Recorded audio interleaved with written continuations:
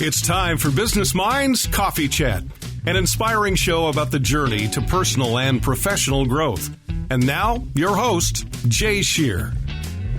Hey everyone, you are listening to Business Minds Coffee Chat, and I am your host, Jay Shear, and I am super excited today. I've got a fantastic guest right here in the studio with me today.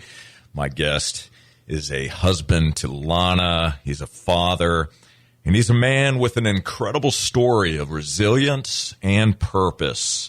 Originally from New Jersey, he spent years working as a crane operator and helicopter pilot before moving to Florida in 2019 when his wife began her medical residency in Gainesville. Following a lifelong dream and a proud family legacy in law enforcement, he graduated from the police academy at the top of his class at the age of 45 and joined the Marion County Sheriff's Office in 2020. But in March of 2021, everything changed. While responding to a call for a suspicious vehicle, he made an arrest for drug possession. And about a week later, he was put into an internal investigation, suspended, and his badge and gun were taken. He was later criminally charged with making false statements and ultimately resigned under duress. Since then, he and his wife have moved to Flagler Beach, which we're thrilled to have them here in Flagler Beach, and he's been fighting a years-long legal and personal battle to clear his name and rebuild his life. And he bought a food truck and started Rustic Dough Works in Flagler Beach. Please welcome David Err. David, it is so great to see you. Thank you so much for being here today. Thanks for having me, Jay. I appreciate you. Absolutely. Well, I appreciate both of you being here. Lana is here with us as well. So, David, I thought a good way to start off our conversation with everything that I just mentioned in the intro, and obviously that just scratches the surface. There's a lot more to that story. Oh, yeah. But I wanted to ask you this. If you were writing your autobiography today, what do you think a good title for that book would be? It's funny. I'm actually working on a book myself right now. Okay. And the title, I haven't come up with a title yet. It's one of those things that it's probably one of the hardest things about writing a book is coming up with a good title. Sure. Because the title tells you everything that's going on. And in our lives, it's been a roller coaster since we've been here in Florida. So, roller coaster of life. Roller coaster of life. Okay, yeah. That's a good one. We're gonna mark that one down. Yeah. All right. So, I'd like to go back in time a bit here and talk about what life was like for you growing up. So early years, obviously you've got a long history of family members in law enforcement. Matter of fact, I read that your grandmother, I believe, was the very first female police officer. Yes. In New Jersey, is that right? In Morris County. In Morris County, yeah. Okay. So she started as a crossing guard, and then they needed a female officer to do like strip searches and stuff in the jail. And my dad was working in the jail at the time, so my dad came home and said, "Hey, they're looking for a female officer. Would you want to do it?" And she's back then crossing guard wasn't an officer, but she was part of the clique, I would say. And then she went to the academy, and they put her through the academy, and she became an officer for the jail. That's amazing. Yeah, so amazing. Yeah. So tell me what life was like for you as a child. Were you rambunctious at all? Were you a rule follower? No, I wasn't a rule follower at all. Matter of fact, I was hell on wheels with my dad. Between me and my brother, we did some stupid things, growing up as a kid. We grew up in part of our life, we grew up in the city, and then in part of the life, we grew up in a rural area. Which did you prefer? I liked the city. Okay. I really did like Newark. Newark was a really cool town. But, like anything, then we moved out to Montville. Then I actually lived in Tennessee with my mom when they got divorced. That's a whole nother story. But anyway, but yeah. So they, as a kid, I mean, I should say I followed the rules more than my brother did.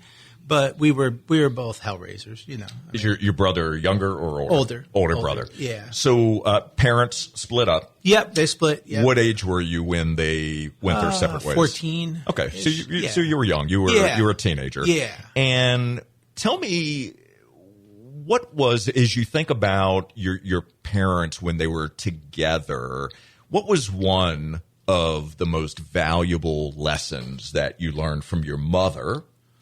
And then I want to flip the coin and tell me what one of the most valuable lessons was that you learned from your dad. From my mom, it would be cooking. Cooking? Yeah. Okay. I used to cook a lot with her. She loved cooking. Okay. She was French, so she was really into cooking. She loved all types of cooking. She was just really strict about being honest. No matter what the situation was, no matter how bad it is, mm-hmm. you just tell the truth. Mm-hmm. It's just easier that way. And sometimes in life, I think we go through life thinking that, well, I could tell that little white lie. It's not that big of a deal. And sometimes it isn't. But, obviously, if you're married and your wife says, hey, how do I look? Sometimes you don't want to be totally honest, but you do, but right. It's the truth, right? Sure.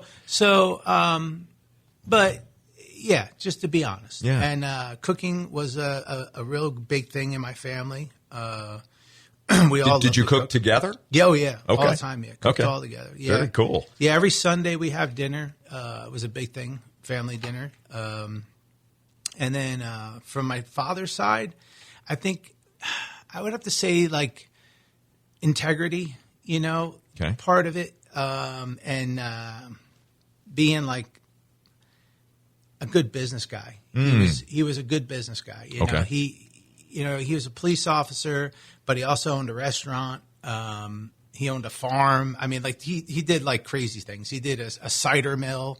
It was just like endless things that he did too. Kind of like an entrepreneurial spirit. Yeah, So I grew up around that. My grandfather, he was the same way. He had a fence business called Troy Fence in Parsippany, New Jersey, which was a really big fence company. And they were all business guys. Okay. So I was always around the dinner table, and I listened to stuff about cops, and I listened to stuff about business, and it was always like, so it was nice to be able to be around all that. That's so interesting. So when you were in your early years, did you have a vision at all for what you wanted to be? I always wanted to be a cop. So you did. That was just your career aspiration. Man. Because I saw my uncles, I saw cousins, I saw my dad. I saw all these guys doing some really cool things in life and helping people. And I was like, man, I want to do that. But when I turned 18, a friend of mine said, hey, I got a job for you. You can be a crane operator in the union, but you got to start as an oiler, but you're only making 25 as an oiler back then. Okay. As an oiler. Wow. When you were a cop, you're making $16 back then. So I was like, 25. My dad was like, don't do it. Be a cop. I'm like, no, Dad, I'm going to try this out. So then when I got into it, I got good at it. And, you just start making a lot of money. And before you know it, I'm making $1,500, $2,000 a week. Back then was a lot of money. Sure. It was a lot of money. And I look at my friends that all went into law enforcement, and they're all like making $600-$700 a week, and I'm loaning them money. So I was like, I can't afford to be a cop. So I'd rather drive the nice truck. And then I married my first wife, and we had our child, and life goes on. And then you just start, you fall into your place that you're in, and so on and so forth. Next thing you know, you blink and years have gone by. 20 years. Yeah. It's like, boom, it's gone. So I mentioned also in the intro that you were a helicopter pilot. Yes. So how does that play into what you were doing? Right. So in the union, they have what they call a helicopter pilot position. Mm-hmm. So it's not per se. I did fly helicopters. Okay. I didn't have my license per se to fly a helicopter. I was running the crane hoists in the helicopter. Oh, gotcha. So Okay. it's called a helicopter pilot in the union. And you actually, I did learn how to fly, but I didn't. And even when I went to Marion County Sheriff's Office, I went to go into the aviation unit. And when I interviewed with Spivey, I said to him, it's Captain Spivey, I said, hey, I don't have my license, but I do have experience, a lot of experience flying. Okay. So I was always up in the choppers, and we would set air conditioners and stuff like that, and I'd run the hoist. And then after a while, you get to know the pilots, and the pilots let me fly. Then I took lessons. I did take a lot of lessons on my own, and I was like an hours away from getting everything taken care of. And, life again changes. Sure. And you're like, I don't need it because I'm still flying. I'm still having a good life. I'm making money. So why do I got to pay $50,000 to go get my commercial license when I can just fly? Yeah. So it was interesting. And then the company I worked for at the time, they went out of business. 9/11 happened. And after 9/11, they wouldn't allow helicopters to land equipment on top of the buildings. Okay. For a long time. Okay. So then that went away, and then I went back into like the cranes, and I went back into the heavy equipment. And that's just not cranes. I can run excavators, dozers, everything. The union I was in it's an amazing union. But yeah, so it just turned out that's how that. So when I say helicopter, it's like to explain that to somebody. Yeah. See how long it took. Yeah. So No, I just but I say appreciate I flew helicopters, and I do fly. I've got plenty of videos of me flying, and That's so cool. And well, I appreciate the added context around that. So tell me, as you look over your life up to this point, who has been one of the biggest role models for you in your life? One of the biggest role models for me in my life. Wow. That's a good question. I'm going to have to say my stepfather. Okay. And Larry Pilkington. Tell me why. What was it about your stepfather? So when I moved down to Tennessee with my mom, and my dad got divorced. I moved in with a gentleman called Larry Pilkington. I didn't even know him at the time. He married my mom. My mom, sort of my dad, they went their separate ways. I stayed with my dad. My dad and we had a falling out. And, when the kids at 14, you have a falling out, you're like, I'm going with my mom because the grass is greener on the other side. So sure enough, I jump in a car with my mom and I leave and I go down there with her. And he's one of those Southern gentleman type of guys that you read about. And I was coming from the city, per se, coming to Tennessee from New Jersey. That's the city, And I came with an attitude, that Jersey boy attitude that you have. And within a summer, he set me straight. Excellent. And, and he taught me to slow down. And I didn't understand that at first, but he really took the time with me. He took me fishing. He spent the things that a father really needs to do. My dad was very busy all the time. Not that he was a bad dad. He was a dad. He was a cop. He is a business guy. He had 4 kids, single dad, 4 kids. My mom left. It's another story, but it was like he did a lot, So I don't blame him per se, but Larry, he just took the time, took me hunting, taught me all about the hunting, taught me how to clean a fish, taught me all the things that a boy should know, go out to the car, change an alternator, put a starter in, all the things today a lot of kids don't know, right? So I think he was probably one of the biggest role models in my life. And then he also was one of those guys, again, integrity, honesty, didn't want anything but just love. That's all he wanted, just love. Amazing. Yeah, so he's a good dude. I tell you what, you were definitely blessed to obviously have Larry in your life. It's amazing when people like that enter our lives at the right time for the right reason, right. How they can impact us and really change the entire course of our lives and how we choose to move forward. So that's awesome. So we are going to take a brief break here to thank our amazing sponsors. My friends, don't you go anywhere. You're listening to Business Minds Coffee Chat. We will be right back.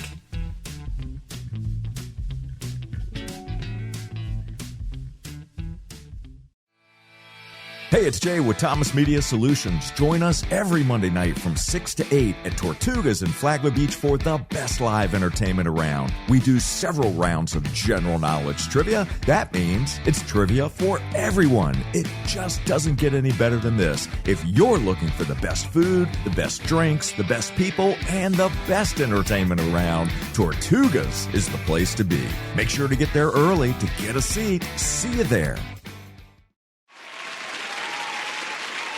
All right, here we go. Let us entertain you all season long at the Fitzgerald Performing Arts Center. Our brand new season is out now. We've got great shows and great seats waiting for you. Every time you buy a ticket to a show at the Fitz, you support the performing arts in Flagler schools. Get all the information and buy tickets at flaglerentertainment.com.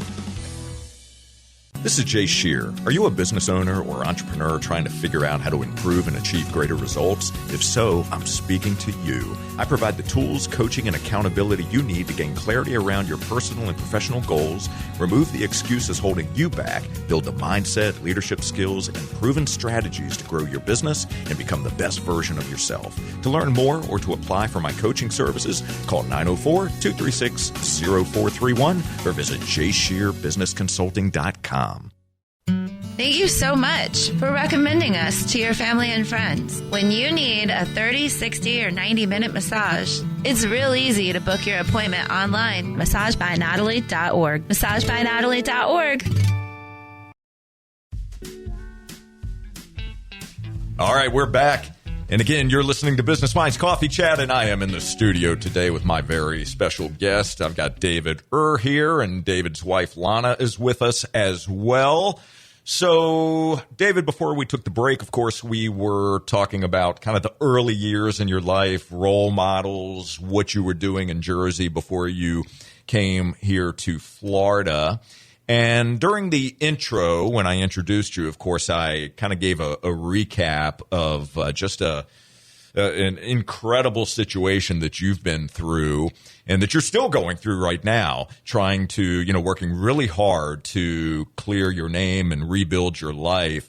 And, I'm not going to go back and restate what I said at the beginning, but based on the intro, anything specific that I left out that you think is important to mention before we continue our conversation here? I think you touched base on everything. No, I think you touched base on everything. I mean, okay. I know it's high level. And no. There's a lot of detail there. Yeah, you can go. We could sit here for hours and talk it out. Sure.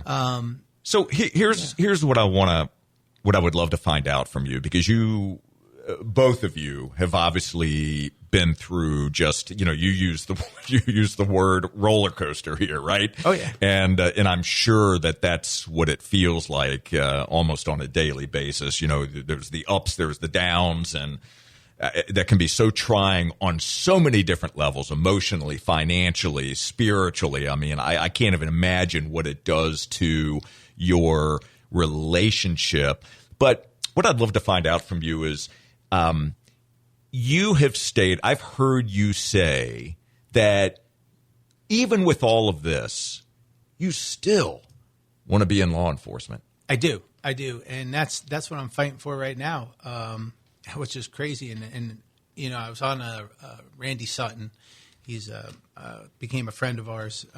He's the founder of Wounded Blue. Mm-hmm. And he was one of the first podcasts I did. And at the end of the podcast, and Randy had to do the podcast in 2 sessions, he ended how we were going to end the podcast. And then when we got off the podcast, he goes, "Are you out of your mind?"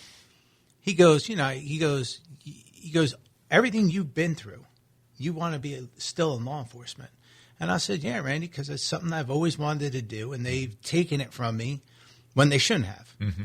So I said, I don't feel comfortable with somebody taking something from me that I've earned. And he goes, "That's amazing." And right, he was just like, he goes, "I just can't believe it." He goes, "Just can't believe it." And I said, "Yeah, it's just because I have a calling. I do love what I do. Don't get me wrong. I love making pizza. I love feeding people. I mean, I get the biggest joy out of it when I walk out of that trailer and I see everybody eating that pizza and I say, how is it? This is the best. You know, like you do make an amazing pizza. I appreciate that. And I'm like, and it's a great feeling. But the flip side to that is there's no better feeling, and anybody in law enforcement will tell you, when you get that bad guy. That bad guy that was hurting people, that doing bad things to those kids or whatever it might be, and you get that bad guy, and you know that bad guy is never going to hurt somebody again. There's no better feeling. Yeah, this is in your blood, man. Yeah. This is just part of your DNA. Yeah, it's just something. So tell us why you started the food truck business, which is now rolling into a brick and mortar. But why did you start that? So funny thing was when what happened down in Marion County happened, I couldn't find a job. Nobody would hire me. Obviously, I had charges pending over my head. So is that why nobody would hire you? Yeah. Okay. Yeah. I mean, I even applied to Uber, and Uber said, no, I'm sorry, you have pending charges against you. Okay. So I was like, okay. So my wife's like, well, what are you going to do? And she's like, she was just finishing up residency, not making a whole lot of money. And, we were struggling. And I says, I know how to cook. I says, let's buy a food truck. I had some money saved. And we took a chance, and we went up to Jacksonville, Florida, and we bought this food truck, the Rancho it's called. And man, you ever see that movie Chef? Yes, That is what happened to me. You go look on my page. I could send you videos.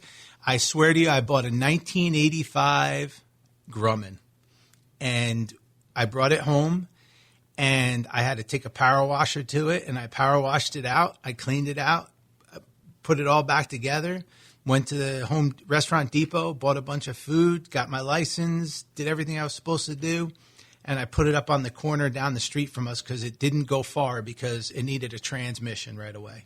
I'm not even kidding you. So then we put a transmission in it. Then we started driving back and forth to Gainesville. My attorney said, hey, you know what? You really don't need to live in Marion County anymore because of what's going on. It's better for you to leave because there are some, I'll just say it, the crooked people around. You might want to leave so they don't jam you up any worse than they're already trying to. Okay. And that scared the hell out of us. So we moved in the middle of the night, and we went back to Gainesville. We got out of Marion County. And it was just the two of you, right? Yeah, it was just the two of us. Okay. Yeah. And you and the food truck that needed to get out of town. We beat it out of town. Okay. And went up to Gainesville, and we started a heck of a little business up there. And then I leased a food truck on top of a building, built that into a whole throughout the football season.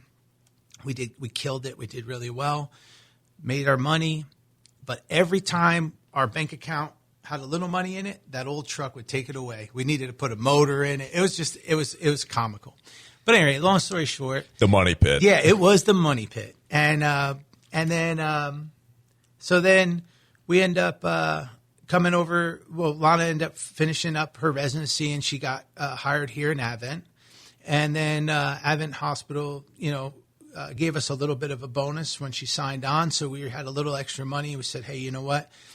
We're going to move. Got our house here. I sold the food truck, got out of the food truck business for a little bit, did some odds and ends jobs. A friend of mine, Rob, who's my business partner now, did some land clearing with him, some odds and ends stuff. And then I said, you know what? I really want to make pizza. I've always liked pizza. I love making pizza. I want to make pizza.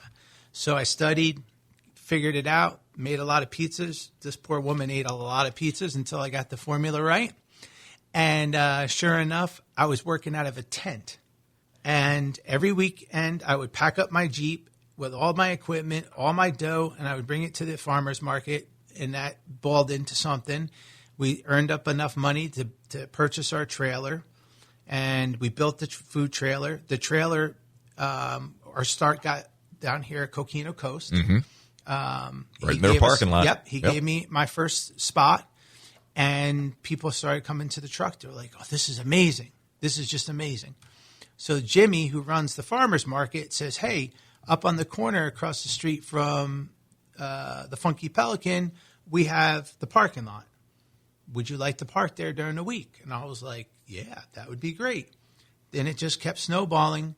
And then Karen from the foodie group, she says, hey, I got a friend that's going to get rid of her building. Do you want the building? I think your pizza would do really well there.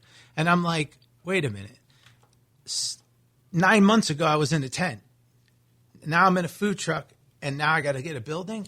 Meanwhile, during all of this, now I just want to mention this one thing. During all of this, you are building a following. Yes. Right?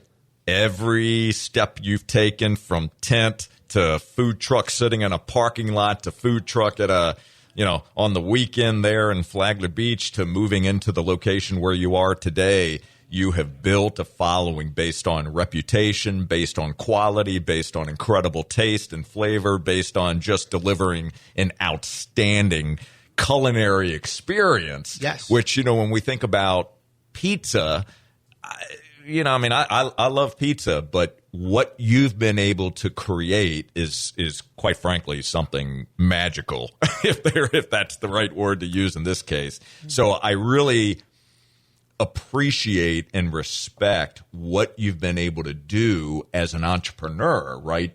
Building that business, building that following, delivering an excellent experience for your customers, treating people right.